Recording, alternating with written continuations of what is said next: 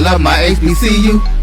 And boy, I love it, love it. I love it, love it. I love my HBCU. And man, I hope my team they won one. Yeah. I hope my team they won one. Yeah. Man, I hope my team they won one. I hope my team they won one. Yeah. I tune into the HBCU Sports Lab to see if my team won or lost. If they lost, I'm quiet as a mouse. But if they won, keep tab. I'ma do the dab, yeah. Dr. Cavil, he know what he be talking about. Mike and Charles, they know what they be talking about. They compress the analytic data with the hip hop. If you know them like I know them, they gon' tell you if your team, if they won or lost, and who the ball. So listen to Professor, yes sir, and pay attention, cause he gonna teach a lesson.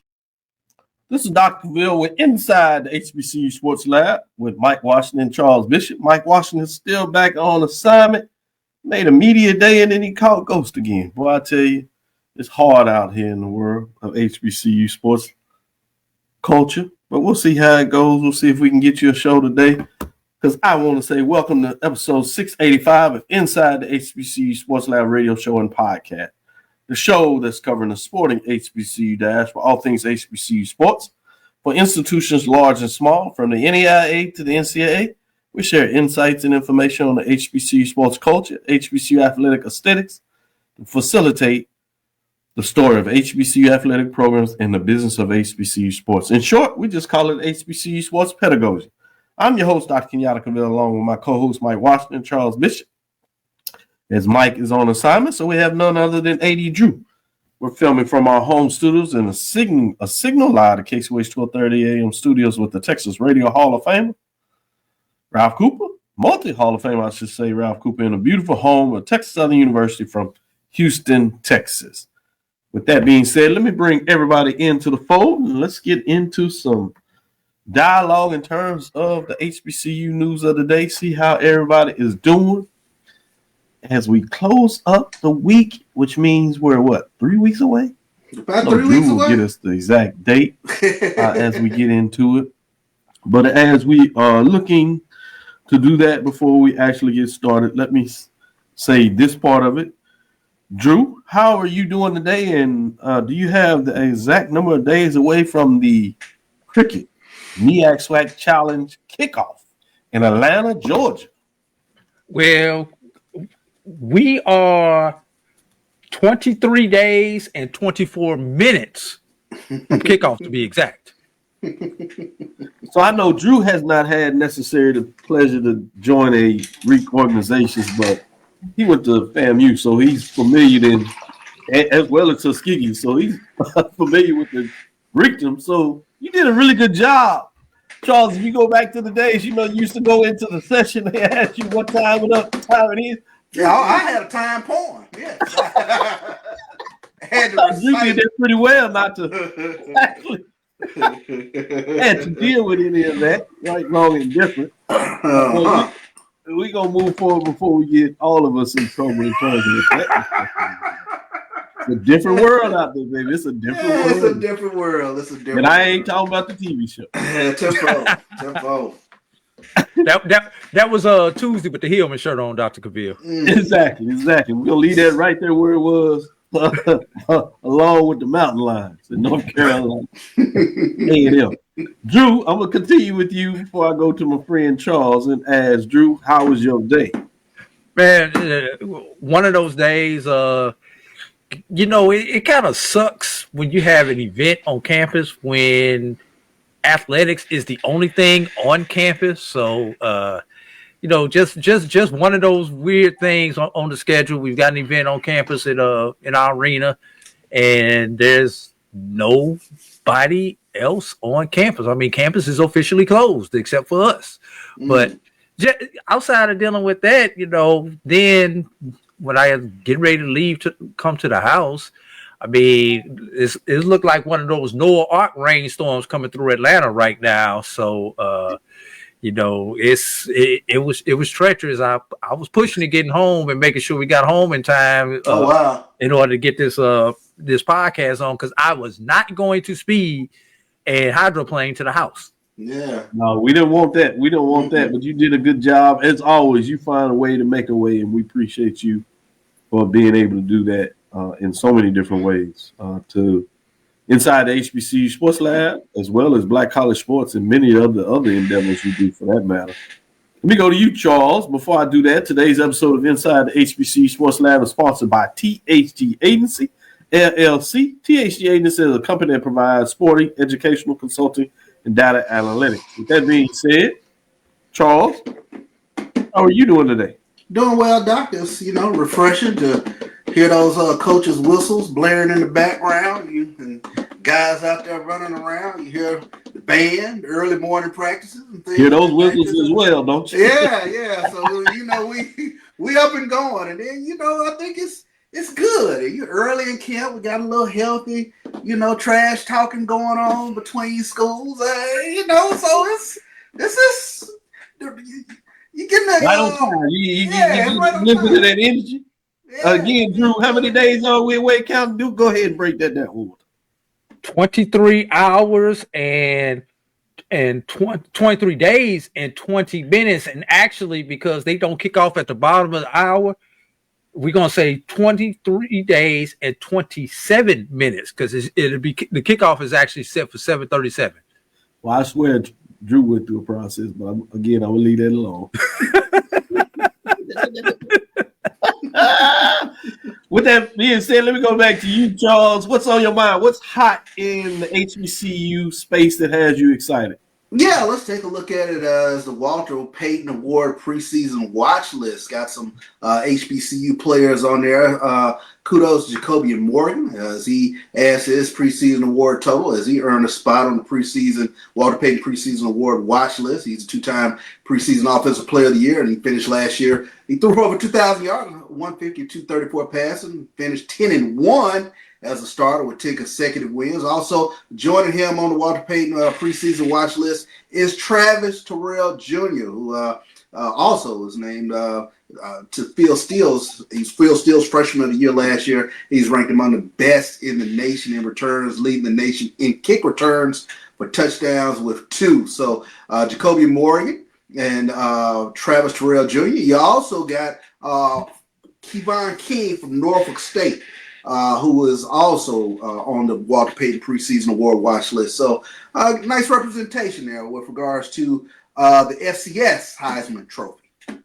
Preseason All-Americans. Big deal when you talk about Walter Payton Award list. Any front runners you see at this time, and why would you say that? Well, I think everybody pays attention to quarterback. So I think, when I started kind of looking at the list a little bit and you start kind of paying attention to the guys who are going to have the ball in their hands all the time. So I think quarterbacks are ones who kind of jump out to you on the list. But, the guys who tote the mail, and have an opportunity to get their hands on the ball, I think that's two things that kind of jump out with you with regards to Kevon King and Norfolk State, a heck of a running back. And then, like I said, Travis Terrell Jr., he's one of the more exciting players, not just in HBC football, but in FCS football. So it'll be very interesting to see what happens through the course of the season. Yes. Big time. It'll be fascinating to see what that looks like. Let me go to you, Drew, and see what's on your mind in terms of the HBCU sports landscape. This one kind of hits home personally. Sure. John Madden legacy lives on through HBCU initiative from HBCU Game Day. And the reason this hits home is we know transportation is a big issue with a lot of our HBCU. So Black College Hall of Fame has announced a powerful partnership with the Madden Foundation. Together, they are launching the John Madden Caravan, a new initiative that expands access and opportunities for HBCU students. The partnership also makes the Madden Foundation an official partner of the All-State HBCU Legacy Bowl, a postseason game celebrating HBCU sports talent. What is the Caravan? It's a collaboration highlighting the launch of the official John Madden HBCU Caravan. This initiative will provide charter bus transportation for, count them, 800 students from 16 HBCUs to attend the All-State HBCU Legacy Bowl Career Fair in New Orleans. That's huge, Dr. Cavil. Access that is huge. Well, And the career fair is held. All this happens during the month of February. So John Madden, and for those who don't understand the legacy of John Madden and HBCUs and the Oakland Raiders and HBCUs and the AFL and HBCUs, you need to open up a history book and really go back and read and understand the legacy and the history. Were it not for the AFL and the Oakland Raiders, along with the Kansas City Chiefs being two of the front runners with recruiting African-American athletes from HBCUs, we may not have some of the opportunities that we have today. Want to throw another one in there. The Denver Broncos with the first starting black quarterback. Anybody remember that name? Marlon Briscoe. Yeah. Who later moved to wide receiver with the Buffalo Bills. So, but just a little history lesson, but this really kind of goes back to who John Madden was as a man beyond a football coach, with his foundation partnering with HBCU, something he's been doing since the 60s. Good stuff. Then go back to you, Charles. Give you a chance to provide some additional information that has you thinking this week as we start to close things out, as you busy listening to those whistles, whether it's the marching sport or on the football field. No doubt. Let's take a look at some more preseason award lists, and this comes to us from HBCU Sports, but Buck Buchanan Award watch list. Has some HBCU guys sitting out there. I want to take a look at Southern's Kelby Gibbons, who was SWAC's Defensive Player of the Year last year. He is on the Buck Buchanan preseason award watch list. Talking about Kelby Gibbons, huge season last season, 73 tackles, conference leading 27.5 tackles for loss and 12 sacks.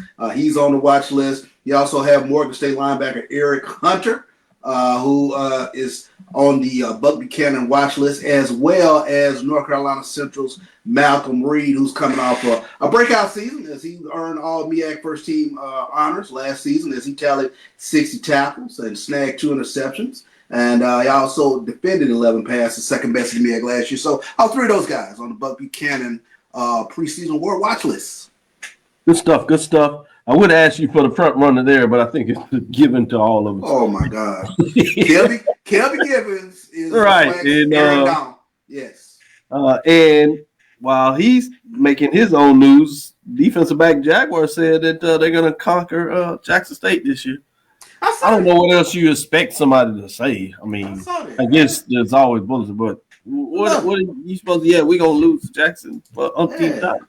Man, yeah, I love it. I mean, bump gums. That's what it's about. Early in camp. That's what I love. Love to hear. Yeah. But you should have a focus point. You need to beat your rivals. So I hope you do. To his credit, he is calling it out early, because I mean, I was with Jackson State when they were walking through the wilderness from 2014 by 2019. Could not beat Southern, and now it's crazy how it's flipped, and now Southern can't beat Jackson State. So things happen in cycles. We'll see what happens. Drew, before we close out this segment, I'm going to run back to you, see if there's another item that you want to share with the people. How about this one? And this one really up under the radar, but for the sake of time, we got to fill up this rest of the segment before this first break. How about let's go to our independent school, Tennessee State. They're rebuilding after losing Eddie George as their head coach, new coach, Reggie Barlow. Reggie Barlow is going to, who actually was a NFL player too. Everybody forgets Reggie made it to the league, but he's going to bring in the nephew of a former NFLer. In Jordan Palmer. Does that name sound familiar? Cincinnati folks out there? Yeah. Arizona Cardinals fans, SC fans. He is the nephew of Carson Palmer. Okay. Who, like I said, Cincinnati, Arizona, and played his college ball at USC. So just just somebody to kind of keep an eye out on.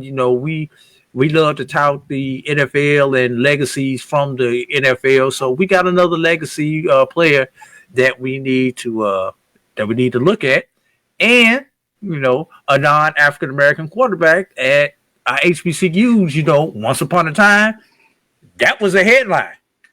The fact that you did not have a African American playing quarterback. I think Jackson State had a little good history with that and had some good results. Kind of breaking that mold back in the late, what was it, about 2010, Charles, if I got my years right? 2010, something like that, 2010 and 11 for sure. Yeah, thank y'all for doing that, because now we don't have to worry about it. Look, if that guy can spin the ball, black, white, yellow, green, whatever, we just want him to spin that ball. I remember Barry Switzer's son, Doug Switzer, was playing at UAPB. He had a good little run at UAPB. Yeah. A couple of guys at Southern, Grambling State, I think was one of the first ones out there. Famously, you heard the term White Tigers. White Tiger. Yep. How that goes. Let's take our first break. Hold up, Dr. Cavil. Sure. You got to see this. Checking in.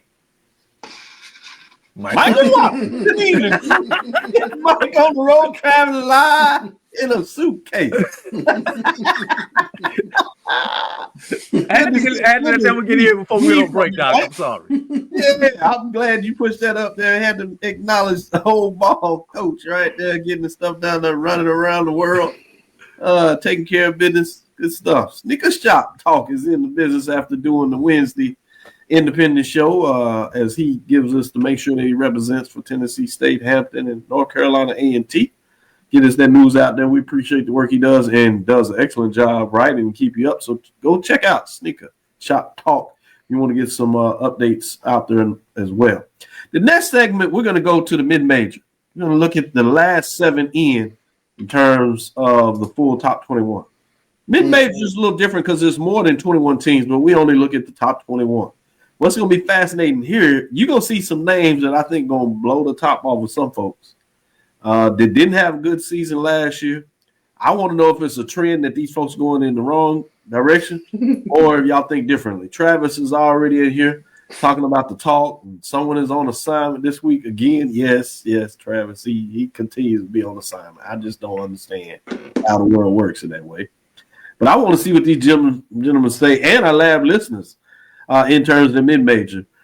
First 4, you might have some hesitation, but the next 3, when we round out that 7, going from 21 to 15, I wouldn't be surprised if these folks' eyes start to rolling back and all kinds of things. With that being said, hold on as we get into the next segment, and we'll see what everybody thinks about it as we release 21 through 15 in terms of the top 21 mid-major list, preseason ranking. Shout out to football fans. HBCU football is back in the ATL with the Cricket MEAC SWAC Talents Kickoff. Representing the MEAC, North Carolina Central, and representing the SWAC, Southern Eagles, Jaguars, the Marching Sound Machine, the Human Jukebox. The kickoff trophy is up for grabs, and bragging rights are on the line. The rivalry is real. Bring the family and join us pre-game for the fun-filled Coca-Cola fan experience, including band jamborees, food, activations, and fellowship. For tickets and information, visit MEACSWACTalents.com.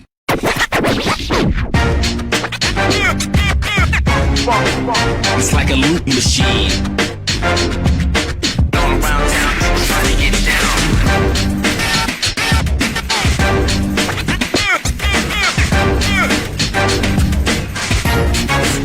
It's like a loop machine.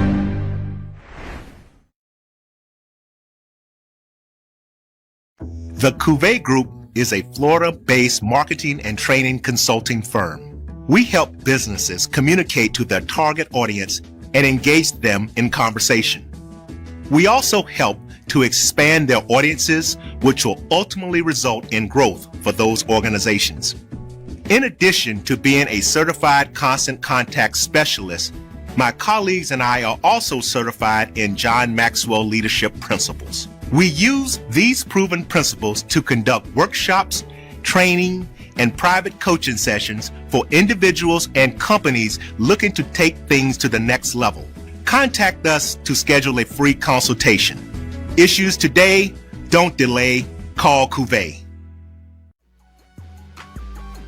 This is the Dean of the College of HBCU Sports, Kenyatta Cavil of Dr. Cavil's Inside the HBCU Sports Lab with Mike Washington and Charles Bishop. Come mix it up in the lab where the course lecture is in session every Tuesday from 6 o'clock p.m. Central Standard Time on Facebook Live, YouTube Spreaker, or the BCSN app, as we discuss all things about the HBCU sports culture, including exploring the week that was in the sporting HBCU diaspora, as well as the upcoming week of HBCU sports. With me, the Dean, the College of HBCU Sports, on Dr. Cavil's Inside the HBCU Sports Lab with Mike Washington and Charles Bishop. Course lecture dismissed. Compress the analytic data with your hip hop. If you know them like I know them, they gon' tell you if your team, if they wanna lose, and who the ball. So listen to Professor, yes sir, and pay attention, cause he gon' teach a lesson. This is Dr. Cavil with Inside the HBCU Sports Lab with Charles Bishop and AD Drew. We're gonna get in this 21 through 15. We'll start with 21 through 18. And I want to see what these gentlemen think about when we get this poll ranking. Let's bring it up and let's get into it. We're going to start with the Lane Dragons out of the SIAC. They finished last season 4-7, 3-6, and that should be 2024 in terms of that season. It'll be interesting they're going to do in 2025 to bring on a new coach. Will that change the direction for the Lane Dragons? This is a team just a couple of years ago. They went on the road and had a major upset over Tennessee State. Yeah. And so things thought they were trending in the right direction, but not so much. But they do squeak into the final 21. It'd be interesting at the end of the season. Can they stay there? Can they even push the envelopes to jump up? That being said, let's get to number 19. Number 19 is Bowie State Bulldogs. They were 4-6 last season. 4-4. Skip 20, Doug. I'm sorry, 20. Benedict Tigers, 4-6, 4-4, as they were 4-4 in 2024, 15 points. Fascinating when you think about Benedict Tigers. Just 2 years ago, 23, 24, they were undefeated in conference play, winning Black College National Championships, including our rankings for the mid-major. Had a season where things fell out, lost a lot of talent. Many of those players went literally up the road, South Carolina State. And if they weren't necessarily the talented ones, they certainly were guys that understood building the culture. Well, oftentimes what happens, second-year coach would be fascinating to see, can he get things going back in the direction where many Benedict Tiger fans quickly be? Or is this the new Benedict Tigers back in just creeping into the 20? So I'll be interested to see what the gentleman says here. Speaking of the Tigers, let's go to 19, which I kind of teased out a little bit. Similarly, we State Bulldogs. It was 6-4 last season, 5-3. Did have a winning conference record in 2024, but 28 points, and they just creep in their last 21. This is a team that dominated the CIAA winning national championship a couple of years ago themselves, going deep in the playoffs, but they lost the coach. And a defensive coordinator, for that matter, that went over across the road, if you would, in the near county area, as they went over to Baltimore, Morgan State to be exact. But fascinating to see what that looks like. Number 18, Edgewater Tigers. They fall to 3-7, 3-5. Be interested in what these gentlemen have. They had changes literally right out from media day, where the head coach Morgan goes over to Tennessee State, back to his alma mater. They bring up a coach that is familiar with HBCU sports, having a good time across the way at Bethune-Cookman in the state of Florida, and then not so much at Alabama State. I'm fascinated to see, as we park it right here for this segment, starting with you, Drew. I'm going to start with you, Drew. I'm going to give Charles a break. He gets all excited when I go to him first. I try to not, since he doesn't like it that way. I'm going to go to you, Drew. You get the luck of the draw. What are your thoughts on these four teams? Where is your mind? I kind of alluded to, these are teams that had success a very short time ago, and not so much when you look at last year. Where are you with these program? Well, I want to start off with this before I get into what I say about these four. There will be 7 teams that we will not see during this reveal, Dr. Cavil. That's right. And we won't know those 7 teams until we get to number 1, and then we can go out and figure out who 22 and beyond are. That's so correct. Blue Jacket. We don't know if A&M has checked in at 22 yet. North Carolina A&M might be in the top 7. You never know. I just want to get that out the way first. You know, we do have a new team that we have to worry about, Dr. Cavil, North Carolina A&M. But 2 of the 4 that you have on the screen, Dr. Cavil, concern me. New quarterback. Yes. New coach.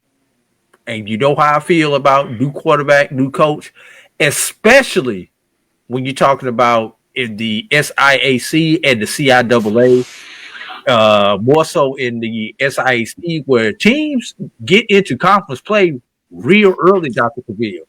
So if you have a new quarterback, you have a new coach, you have a bunch of new players, some of these schedules in the SIAC do not lend you the opportunity to feel things out, as they say. You got to be able to hit the ground running. So if you can't get it done during these 4 weeks of camp, you're going to be behind the 8 ball. In that regard, you're talking about Edward Waters, correct? And Lane. Good point. Two new coaches, new quarterbacks in their situation. Benedict. Was the Benedict magic a lightning in a bottle that they caught with Chinnis Berry there? Right. Or was that just a one-off and they'll get back to their winning way? Bowie. The fact that Bowie is in this third of your poll, Dr. Cavil, is very, very disappointing, because we all remember the Bowie State of Amir Hall and Jerome Johnson back in the late teens and early 20s. That's but right. with their coach, Coach Morgan going over, Coach Wilson going over to Morgan. I'm about to say Coach Morgan going over to Wilson. Boy, I about made a gaffe on that one. Coach Wilson going over to Morgan. You know, they have not been able to recapture it.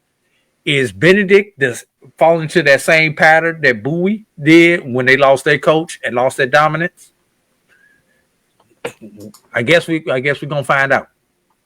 Good stuff. Good stuff. Charles? I think the thing that jumps out for me is, and I think Drew, you touched on it. I mean, Brian Jenkins coming to Edward Waters, and I guess the question becomes: can Edward Waters kind of have that Chinnis Berry like effect? You know, in terms of Brian Jenkins, we've seen him win before in terms of what he was able to do at Bethune-Cookman. And although it is a new quarterback, I am curious as to if you can have that 180 with in that quick time. And I think, AD, you bring out some great points in terms of, you know, SIAC schedule lends you no favors in terms of trying to make that mesh real fast. But if they are, can Edward Waters be that sort of surprise team that just ascends out of nowhere when nobody saw them coming through? Man, and the lab listeners are cracking up still with this. They love North Carolina A&M. What are they, the Mountain Cats? What do you call them? Mountain Lions. Mountain Lions. Charles gave him another nickname. Boy. I know. Mountain Lions, Mountain Cats. Mountain Cats. Mountain Dew. Who cares?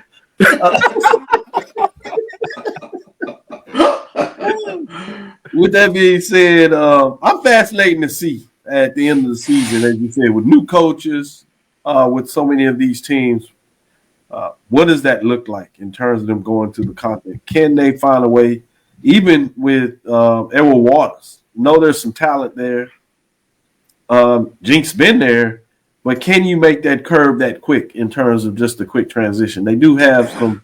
They got a running back and wide receivers, second team. That's right, and they have the camp that they're going to go through, so they have their time. So it's going to be fascinating to see how quick you get it together, and that's one to keep your eyes on for many different reasons. So let's take Dr. Cavil. I I heard North Carolina A&M's signing a big time quarterback from Bishop Sycamore. Not Bishop Sycamore. Yes. So let's take our next break. We'll come back on the other side. We'll finish up the final three and get their thoughts on those three and the overall 7 to see what people's heads at. Stick with us. We'll be right back after this second break. History? Yeah, we built that. Pride? We fuel that. And on August 30th, we run that. 2 powerhouse HBCUs, Howard Bison, FAMU Rattlers, one legendary showdown under the Miami lights at Hard Rock Stadium. The energy unmatched. The culture undeniable. The vibes straight HBCU. 2025 Invesco QQQ Orange Blossom Classic. Get your tickets and book your hotel now at orangeblossomclassic.com. Saturday, August 30th at 4 p.m. in Miami Gardens.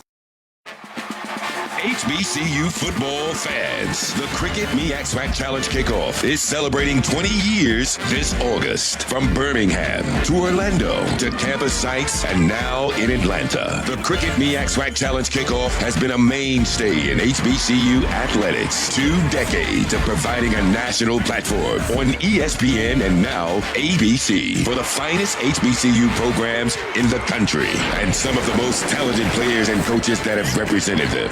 Forrest Jackson, Tariq Cohen, Javon Hargrave, Darius Leonard, Rod Broadway, Buddy Pugh, all have left their mark on this storied event. This year, we celebrate by welcoming North Carolina Central and Southern to Atlanta, which has cemented its place as the HBCU football capital. Every team who participates in this event looks to start and finish their season in the A by gaining a spot in the Cricket Celebration Bowl. That, however, is earned by becoming conference champions. And it starts right here in week 0. MEAC versus SWAC. The rivalry is real. Thank you for the last 20 years of support. The story never ends.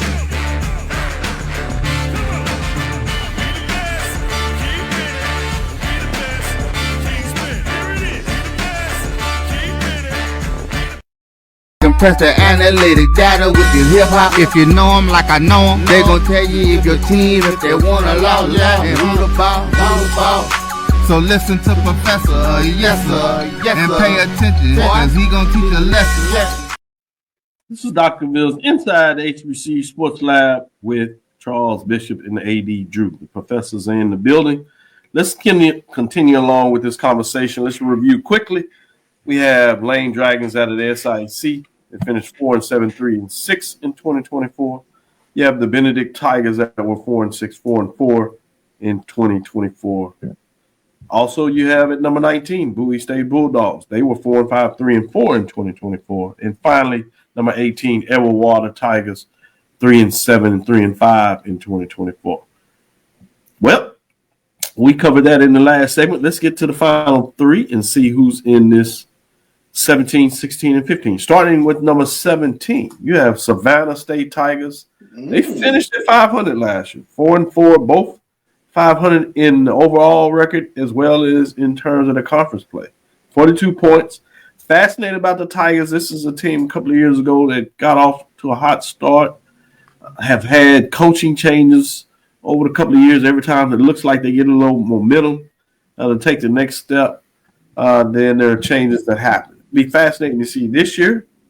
Can they move away from this up and down type of season? Can they put a couple of wins together and push forward and push themselves outside of this bottom 7 and put themselves in the race for contention? We shall see. At number 16, Tuskegee Golden Tigers, 5-6, 3. I knew this would turn a lot of people's heads. The question here is, in terms of quarterback play, Drew will probably be able to give us a little insight in terms of, at least in terms of players, not necessarily whether he holds true to this. He certainly will put that out there. But as in a brand name, gives you a lot of indication of just how far Tuskegee has fallen over a program that has dominated the talk in terms of mid-major for many years. They slid back. Obviously, they're in a position now that they need to turn it around, or you're going to have some questions going on Tuskegee, particularly with all the Won't be no questions. going on with the lights and things of that nature. You said no question. You don't get it done. Ain't gonna be too many questions. you find out after that Get question. some answers, huh? I get it. I can give you the answer if they go 500 again. I already know what the answer is. And number 15. So I don't think it'll be interesting whether Drew thinks they can get it right or not. Whether they stay in the 7 or move up. He already tell you what happens if they don't. Number 15 to finish out this bottom 7, West Virginia State Yellow Jackets. They're an independent program. West Virginia, classic league up there in terms of their conference. They finished 5-4.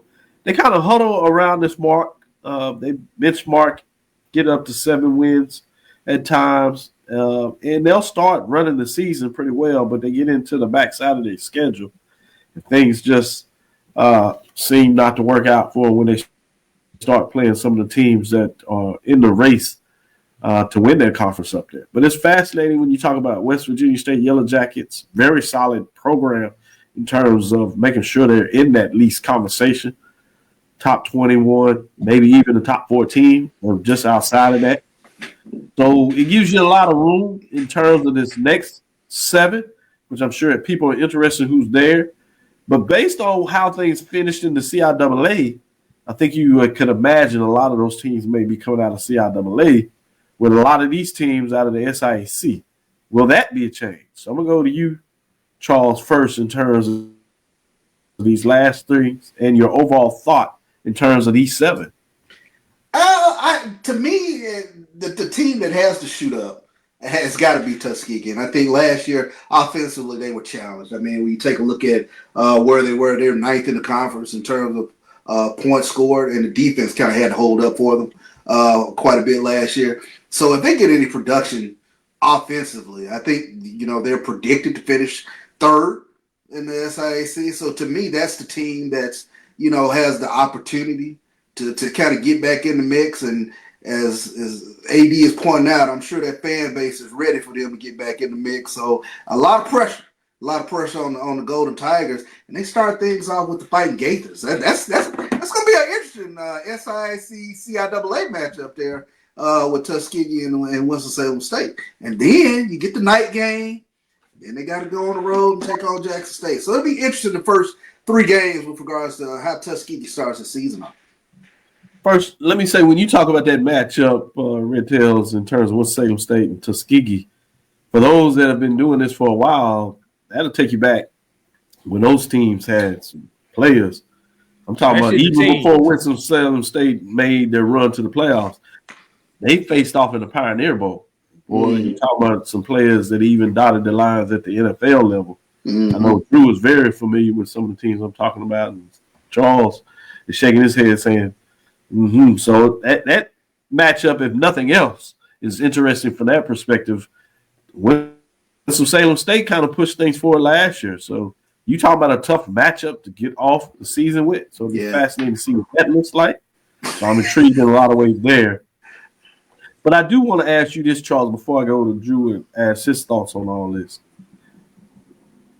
You did say the word that they have the opportunity to move up. Do you think they're going to move up? And when you think that, is that because the brand is so valuable that they tend not to stay down that long? Or is there something with the team that you see that puts you with the thought process that they should be taking the next step up, or there's really something wrong? Well, defensively, they're already, in the upper echelon of the league, so you don't expect that defense to fall off. If anything, you kind of expect things to get a little bit better.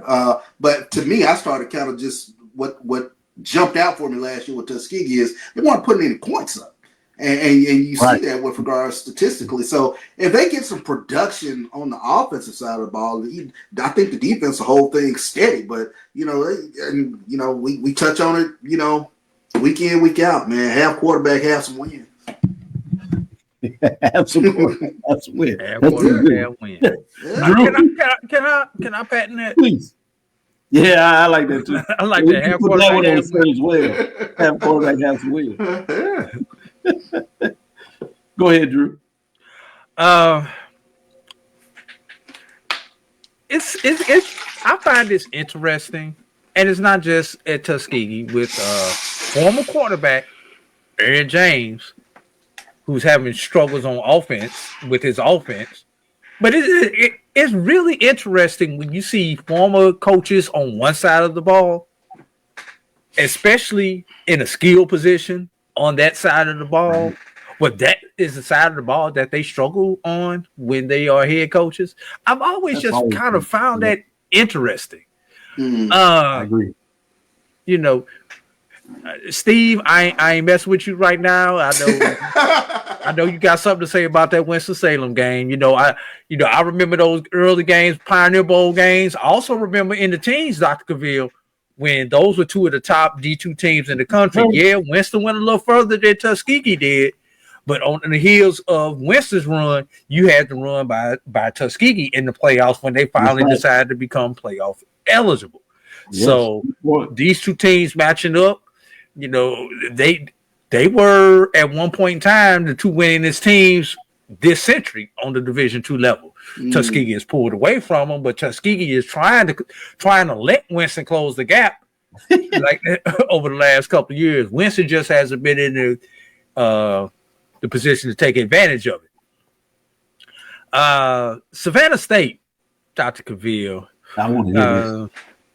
Interesting. Opio Marshariki, the athletic director down there, has a lot of things going. He's done a lot of positive things since taking over that Savannah State program. Ooh. I think they will improve. How much they will improve is the question. Will be the question. Of the 4 SIAC teams that I see on here, Dr. Cavil, yes, I think Edward Waters, schedule-wise, sets up the best out of those 4 teams to be able to move up. And when I look at Edward Waters' schedule, I just had it pulled up. The heavy hitter on their schedule is Clark Atlanta and Miles. They do play Savannah State, but those are the 2 heavy hitters on their schedule. Looking at those games. Does Miles stay up there? Say again. I said, does Miles stay up in the upper echelon? No. We'll see what Dr. Cavil say. We'll get there. But Dr. Drew say no. We're gonna wait on the official result of that. What game was that you was asking me about before Charles distracted me, Doc? Man, I need to go back and look at my computer records. I'm getting a little nervous while y'all talking now. I just focus on these. I need to go back and see where they fell. Yeah. What game was you asking me about? No, I was just saying, where are those 2 games? Which one? Miles. They host Miles, and they come to Atlanta. Good stuff. I really appreciate the way y'all break that down when you take the time when you're doing your rankings, that you take that extra step to look at the schedule, particularly when you're talking about all these leagues now where whether you're playing in one league schedule or in divisions, the schedule still is in balance. And sometimes you just get the fortune where teams that coming in that should be talented, when you have them on your schedule is one thing, and whether you have them on your schedule obviously is even a better thing. And third thing, is that game a road game or a home game? Right. And so those things are fascinating when you look at that to get a little more indication in terms of your thoughts on everything. With that being said, let's take our last break. Good comments here. Great job in the by the lab listeners in the talk. Appreciate, keep it coming. Good dialogue, particular how y'all going back and forth on the North Carolina A&M, trying to figure out where they're ranked. I know y'all disappointed that they're not in this 21-7. I guess we're still trying to figure out whether a major division, a mid-major division. They trying to figure that out too, Dr. Corey. Right. But as we said this last Christian segment, Association. Exactly. As we get in this last segment, I do want to talk about the major HBCU Conference Forum Alliance. It's official now. We've heard some press releases about this coming to being, but it sounds like they formalized it in terms of being recognized. So as we talk about a little bit in this last segment and some other thoughts of the day on the news side. I want to get these gentlemen's thoughts on that. So let's take our last break, come back on the other side, and do just that as we start to close things up. Getting ready for the Cricket MEAC Challenge kickoff. I can't wait for Toe to meet Leather. We will all be in Atlanta, so meet us there. If not, we'll give you an update on the show and tell you how much you missed. But make sure you turn it on if you can't get there. We'll be right back after this break.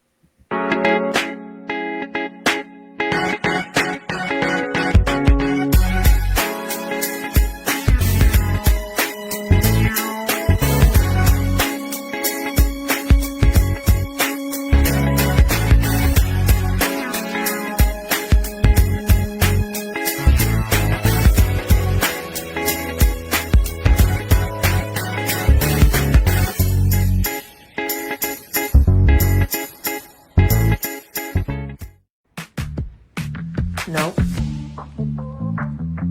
Nope. Come on, him? Ooh, I like him.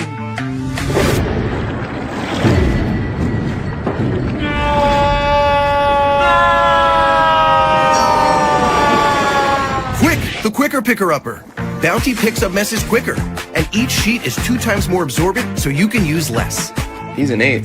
He's a 9. Bounty, the quicker picker-upper. This is Brian Fulford. AD Drew and I are co-hosts of the BCSN Sports Lab. We talk about all things related to HBCU athletics. From the games, teams, coaches, and fan interest stories, we cover it all. You can find our shows on Facebook at BCSN Sports Lab, YouTube at MyJBN Online, and everywhere you listen to podcasts like Anchor, Spotify, Google, and Apple Podcasts. You can also find the show on the Jericho Broadcast Network's app. Make sure to download. We look forward to you joining the conversation and being a part of the show.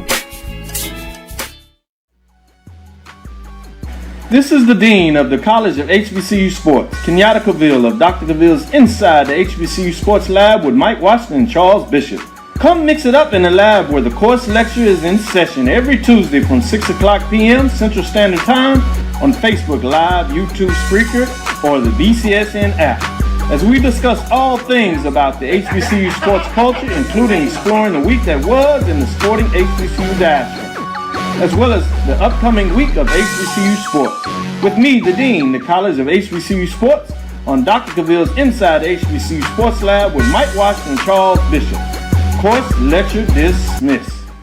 Football fans, HBCU football is back in the ATL with the Cricket MEAC SWAC Challenge Kickoff. Representing the MEAC, North Carolina Central, and representing the SWAC, Southern, Eagles, Jaguars, the Marching Sound Machine, the Human Jukebox. The kickoff trophy is up for grabs, and bragging rights are on the line. The rivalry is real. Bring the family and join us pre-game for the fun-filled Coca-Cola fan experience, including band jamborees, food, activations, and fellowship. For tickets and information, visit MEACSWACTalents.com. Compress the analytic data with your hip-hop. If you know them like I know them, they gon' tell you if your team, if they wanna lose, and who the ball. So listen to Professor, yes sir, and pay attention, cause he gon' teach a lesson. This is Dr. Cavil with Inside the HBCU Sports Lab with AD Drew and Charles Bishop. Professors in the building. You've heard by now, most surely, and a lot of people are talking about it from different perspectives, but I'm interested to get your thoughts on this. I'm going to break it down for maybe those that hadn't read the detail because it was released for everybody, and some people saw it on the social media platforms. But it was also released officially on the MEAC website. And so I'm going to really read what they did in terms of their release, at least the highlights parts of it.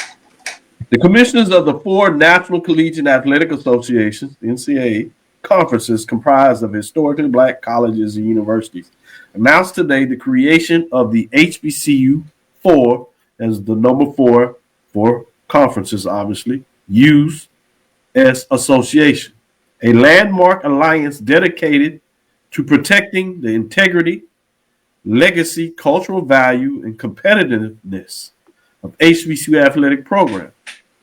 The association was officially established on July 30th, 2025, yesterday, during a leadership retreat at the Salamander Hotel in Washington, D.C., marking a historic moment in the collaborative advancement of HBCU athletics. The HBCU4US Association is comprised of the following commissioners. That is Sonia Steele, Commissioner, Mid-Eastern Athletic Conference, MEAC. As A.D. Drew and Brian shared on their show this past Sunday, the correct framework of things that you must know if you're going to get into the HBCU sporting streaming talk business. You have Charles McCullen. We know him as Dr. Charles McCullen, Commissioner of the Southwestern Athletic Conference, also known as the SWAC. Jackie McWilliams Parker, Commissioner of the Central Intercollegiate Athletic Association, or the CIAA. CIAA. CIAA. And Anthony Holloman, we also know him as Dr. Anthony Holloman, Commissioner of the Southern Intercollegiate Athletic Conference, SIAC. Together, these conference commissioners will serve as a gatekeeper of HBCU athletics, providing a unified voice and strategic direction for the four conferences. The mission of the HBCU4U Association is to ensure the growth, visibility, and sustainability of HBCU athletic by focusing on these 6 items. 1 is student-athlete leadership and development, cultivating future leaders on and off the field through mentorship and holistic support programs. Also, 2, if you would, preservation of cultural heritage, celebrating the rich history, traditions, and contributions of HBCU to American sports society. 3, competitive excellence, strengthening HBCU athletic programs to thrive on regional and national stages. 4, financial sustainability and partnerships, securing joint sponsorships, multimedia opportunities, and long-term funding strategies. 5, unified advocacy, presenting a collective front on NCAA governance, student-athletes' rights, and public policy. 6, and finally, at least from this framework, is holistic student-athlete welfare, promoting mental health, academic success, and career readiness initiatives. Statement from the HBCU4 commissioners. First one says, the formation of the HBCU4US Association marks a new era of collaboration, end quote.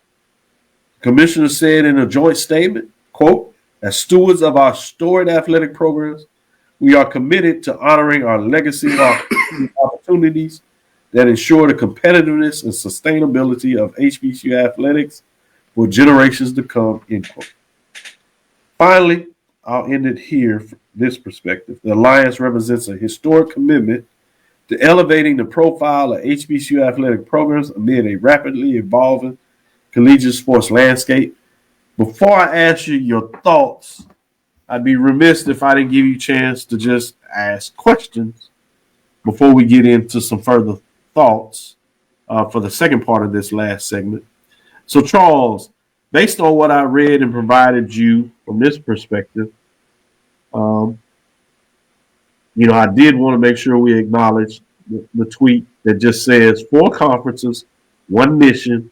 HBCU conference commissioners are coming together like never before. Introducing hashtag HBCU4US, a historic alliance to protect, elevate HBCU athletics, and a picture of the logo in terms of branding it. Any questions you have before we get into some discussion? And MEAC was the first one to kind of release this, get ahead of it. Yeah, I think one of the things that, at least for me, the wheels start turning in terms of some of the verbiage within the press statement, especially when you start talking about competitive excellence, financial sustainability, and partnerships. So my thinking immediately went to a scheduling model. I mean, are we going to start looking at more, collaborative efforts to try to schedule each other, whether you're talking Division I or Division II, to start seeing those matchups? Because, people sort of clamor to see these interconference matchups before you get to conference schedules and things of that nature, and how you've talked for years how these type games can be revenue producers. So those are the things that kind of jumped out with me. The preservation of cultural heritage. We're in a day and time when so many people want to be, HBCU adjacent. So that was something that kind of, jumped out in terms of, just wanting to be part of the environment, in terms of, how are we, trying to preserve their cultural heritage. So those are questions that I have, in terms of what this alliance looks like. And then, the unified advocacy, in terms of making sure that everybody grows. So still, quite a few questions out there for me. Yeah, I put in a call to Charles, and we'll reach out to Dr. Holloman as well, Sonia Steele, and Mac Williams over the next week to kind of get more questions. And I'll put some of those on the table for you, Charles, out there. Mm-hmm. My perspective is, I think, yes, you're going to see more collaboration in terms of scheduling models, particularly between the two Division II conferences and the two Division I. Obviously, you see a little bit of this based on the Cricket MEAC SWAC Challenge kickoff, as well as the Celebration Bowl. That's official partnership there. But more to that, as you said, I think you'll see that with more regular season opportunities, particularly those that are geographically friendly. But it also gives you opportunity if promoters or television entities want to put something together. Now there's a more formal process how to help elevate them. And I think this will stretch through various sports. We see the HBCU basketball championship. I think in a lot of ways this could help push that forward, particularly as the NCAA is moving in a direction that may elevate that with not having the automatic bid to the NIT. Now this puts this in a position and helps formalize what that looks like in a lot of ways. So I can see that in regards to that. And then some of your Olympic sports, it gives you an opportunity to synergize about that process and to formalize the help in the scheduling between the conferences about home and away to make things that are aligned and fair. So it'll be interesting to see what that looks like. I think there puts a little more challenge for those independent programs. And be frank, some of those promoters out there have to be more in line in terms of what that looks like. And to some degree, social media platforms. You notice that they had on the flyer each of the logos of the conferences, which means they're going to protect the brand and the right of those conferences. And as you try to pull them together to put something together, you're going to have to go to the table. And you can't play them against each other as much as they're talking. Interesting. So I think that is a strategy based on the framework of how you ask your question as well. Drew, questions before I get your thoughts? I've got two questions, and I'm focusing on the smaller institutions when I'm asking these two questions, Dr. Cavil. Thank you for that clarity. You got four conferences coming together. But Dr. Cavil, I thought there were 5 HBCU conferences. They are. Why was one conference left out? I think one of the easiest way to look at is one thing that was really clear in that first line, that this is alignment in terms of their association with the NCAA, the National Collegiate Athletic Association. I think that's a very fair question, but HBCUAC is in the NAIA. And there are slightly different governance rules between the two. There are some synergies that could exist. But I think at the beginning of this, and there's a natural thing, when you talk about going to the NCAA conferences, all these commissioners are together at those, even between the Division II and Division I. So to develop relationships, understanding things that are unique to the governance structure at the NCAA, even though it may be divided between Division I and Division II, I think it's easier for it to come together. And when you bring in the NIA, it creates a little different framework. But it'll be interesting moving forward what that looks like. Or which is another thing I'll get into in terms of conference changing. How will that challenge things here? What you said you had another question? Yeah, and it's kind of once again revolves on around the smaller schools. No secret that everybody's been clamoring about the MEAC and possible expansion or things of that nature. With them collaborating together now, the 4 commissioners, does this slow down possibly SIAC or CIAA teams moving up to the MEAC or up to the SWAC? And should those teams move? Is there enough? Now we know so and so wants to come up to your conference, Dr. So and so, Commissioner so and so. So now, do we strategically do this to make sure that we keep our conferences competitive if we're at the D2, and possibly look down line and see, hey, what NAIAs are looking at coming up to into NCAA into Division II? Okay, if I'm I'm just going to use the example, if I'm the CIAA, I know that I may be losing a team in 2 years, and there's an NAIA team, so that we can strategically keep our numbers where they need to be. Same thing with SIAC. Looking at one of my teams is looking to move to the MEAC or the SWAC. So, now we can look at, okay, these D2 and do this so that in 2 years, when this team moves up, I've got another team replacing them. So a line of succession.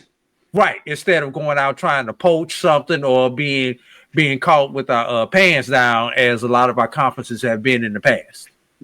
Yeah, I think there's going to be less of the idea of poaching. I'm not sure if it really takes back. A lot of those decisions are made at the school level, but I think this type of allowance certainly makes sure that you have the information you need to make a decision.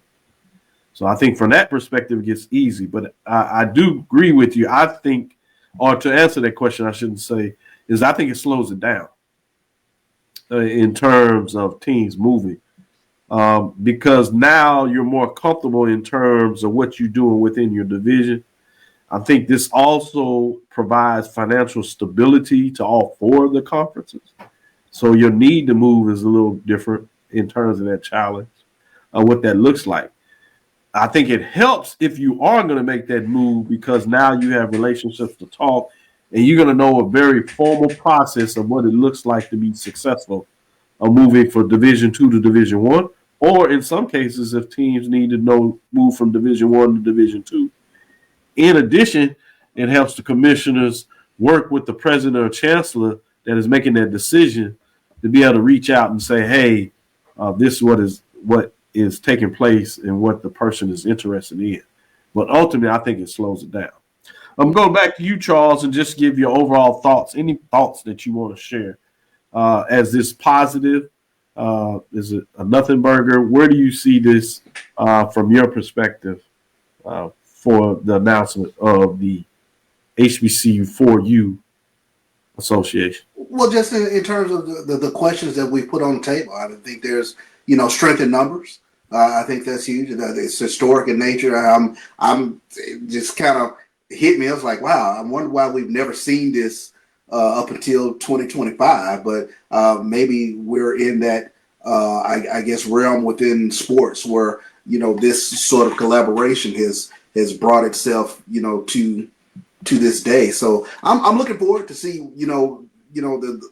the collaborative efforts in terms of what it means. So I'm still a lot of things kind of out in the dark right now for me. So once I kind of understand what they're trying to do a little bit more, I feel more comfortable with it. Drew, your overall thoughts? I was going to kind of answer Charles's question. Why we haven't seen it before, this just might be speculation, Charles, but really until our generation, is particularly our adult life, your generation, my generation, Doc's generation, a lot of these conferences did not have full-time commissioners. So that may have been one of the reasons why we're just now seeing this, because we're really only 2, 3, 4 deep as far as full-time commissioners in a lot of these conferences there, Charles. We've got 47 institutions that have just come together by this alliance, everybody. 47 would have been 48 were it not for St. Augustine's in limbo there in the CIAA, not competitively in the CIAA this year. So 48 like similar minds, that's a lot of economic power. That's a lot of alumni power that is there. We've got the 4 commissioners who've gotten together on the same page. Can we get the 47 presidents and or chancellors to get together and follow the lead or the recommendations of these conference commissioners? Because there's always a rogue one out there somewhere. So great point. That's the thing I have, because the economic potential, the educational potential, the from an advertising standpoint, from a marketing standpoint, and everything else is tremendous. The MEAC could possibly know what the SWAC is getting for their media rights deal. So when they go to negotiate their media rights deal, they can negotiate in proportion. Obviously, MEAC doesn't have the inventory that SWAC, but they can still kind of recognize the number. SIAC, CIAA have similar inventories. So, if they share that information, readily share that information, instead of trying to hide it, I got me mine, you go get yours. Maybe we can actually do something. And if we could get NIL figured out in all of this for our HBCUs, with these 47 institutions coming together, we might be able to play ball with the big boys. Yeah, I think in a lot of ways I agree with you from that standpoint. One that stands out to me is that preservation of cultural heritage, celebrating the rich history, tradition, contribution of HBCUs to American sports society. But you look at that in terms of the brands, just looking at the NFL. Recently, we had the Major League Baseball Hall of Fame, but you think about the Hall of Famers throughout these conferences. Now, when you go to market, companies that want to market towards this HBCU marketplace, they just locked up essentially 50 other HBCUs at one time.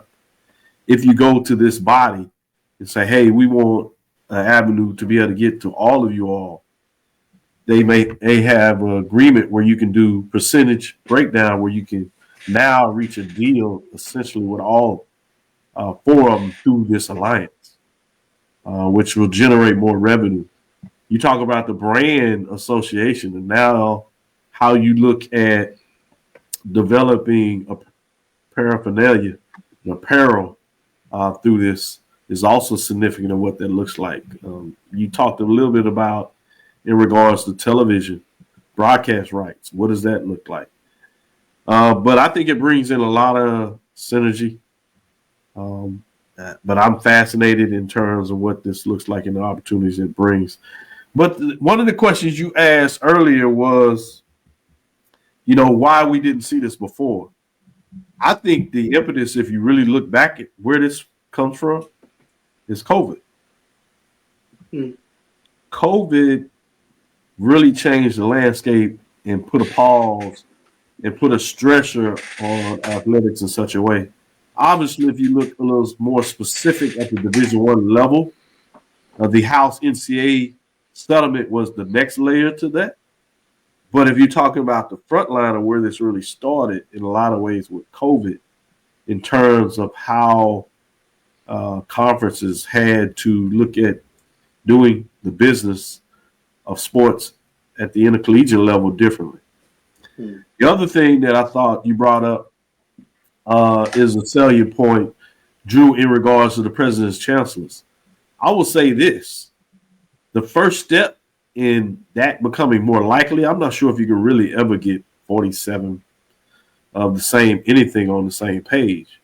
But this does not come together if at least the chairperson of the President's Council doesn't support it.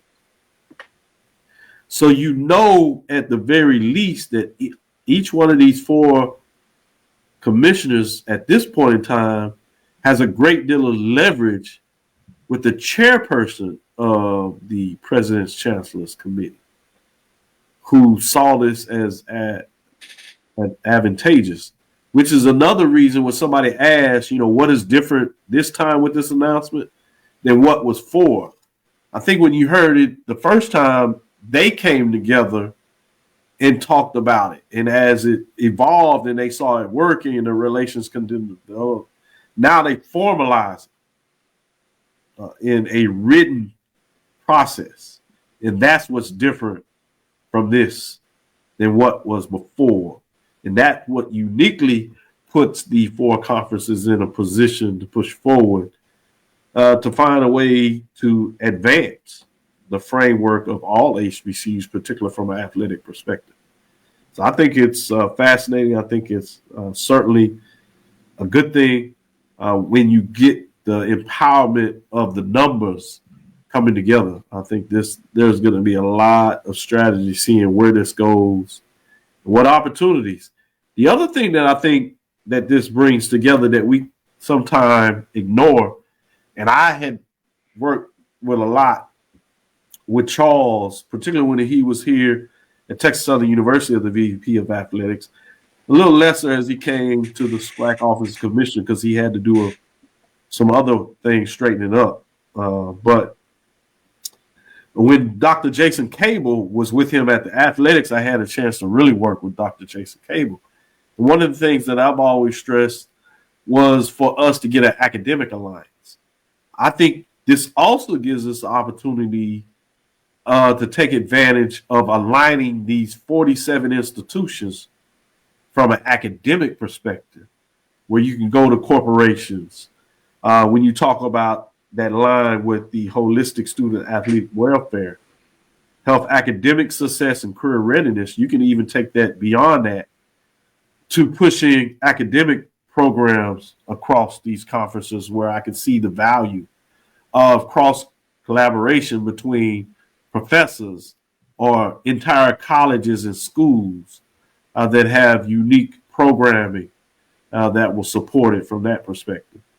So, I always have to have one foot in a lot of ways in that academic arena. So I think there's a lot of positive framework for that exists as well. So I wanted to kind of close it and shoot it on that point. Doc, Great comments. Go ahead, Drew. I was going to say, there's a question in the comment. I think if you've got a second now, you may want to address. Yeah, we can do that before we close. First, I want to thank Johnny for this comment right here. I really appreciate that comment there, Johnny. Yes, I think guys paying attention to credibility, respectful podcasters like this show is also lighting some fires. I appreciate that, Johnny. I'm not sure if we can take credit for that, but we certainly will say thank you. And we'd like to think that we're a positive advocacy for this type of thing, if nothing else. But great point. Question about them boys, is this the question? Yeah, this is the question. So will they develop a 5-year strategic plan?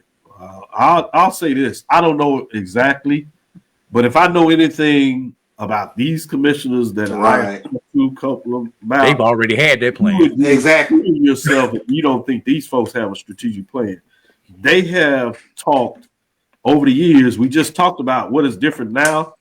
They began at one time, and if you don't think they haven't talked since then, other than just going out to dinner, they are strategically aligned.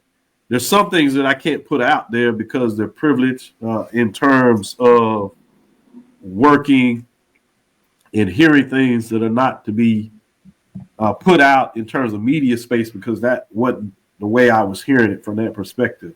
And I'm from the perspective at times that people put out stuff when they're ready to put it out. I don't have a problem with that. But there's no doubt that there is a strategy what is taking place. Whether it's a formal 3-year, 5-year, 7-year strategic plan, I won't get in that detail, but there's certainly a strategic plan in terms of what's taking place here. So good points in terms of milestones, plans.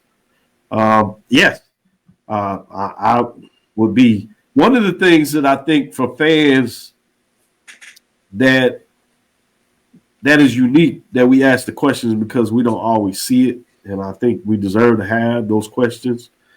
But every organization has a strategic plan. I think one of the questions is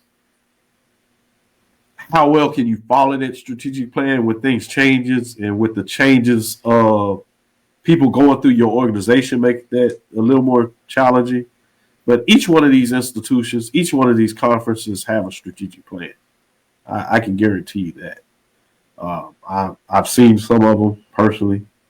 The details, milestones, and when we meet through the provost's office, when I'm meeting, I tell you right here at Texas Southern University, we have a strategic plan. We have one through the provost's office. We meet on them. We look at benchmarks. We meet those. We don't just openly put them out there because, one, some of that is proprietary in terms of what's out there. But if you talk with the right people, you can get some information in terms of strategic plan. In some of these places, they actually have their strategic plan. If you go to HBCU institutions, they have it on the website where you can go see it regularly. And if you watch any of the board meetings, oftentimes they talk about the strategic plan and whether you're making these benchmarks and things of that nature. Contracts that you see with presidents, provosts at some places, certainly ADs, they're measured by their accomplishments as what's in their contract and are they meeting those goals and platforms. Now, you may not agree with what those platforms in, and that's where I would say that you kind of have to find a way to get your weight up. In this country, a lot of that weight has to do with either political connections or financial connections in terms of get there. And I'm not saying that's the right thing, but that's the place where we live when we decided, when this country decided that capitalism was the way to go. And many of us celebrate it in some ways while others may question it. But that's the framework of how these things get done. So I did want to share that because I thought them boys makes a great point when he brings that to the table, but I'd be remiss if I didn't share what that looks like. With that being said, we've held you long enough, gave you a little extra overtime. So we want to say thank you for listening to Inside the HBCU Sports Lab. Make sure you share our podcast with friends and colleagues. I am Dr. Kenyatta Cavil, the Dean of HBCU Sports, coming from Inside the Lab in the College of HBCU Sports with Mike Washington, Charles Bishop, AD Drew. Again, we want to thank you for listening to Dr. Cavill's Inside the HBCU Sports Lab with Mike Washington, Charles Bishop, every Tuesday and Thursday at 6 o'clock Central Standard Time. That'll do it for this week. Keep watching this. A couple of weeks, we'll be going back to Sundays live as well. We look forward to next week as we discuss the latest in the lab. Follow me, Dr. Kenyatta Cavil, on Threads, Facebook, and Instagram. That's DrKenyattaCavil, DrKenyattaCavil. Inside the HBCU Sports Lab 1 on Facebook, Inside the HBCU Sports Lab on YouTube. Dream big, continue to move forward. We will talk with you soon. Charles? Of course. Drew? Lecture. Dismiss. Double light. Yes, sir.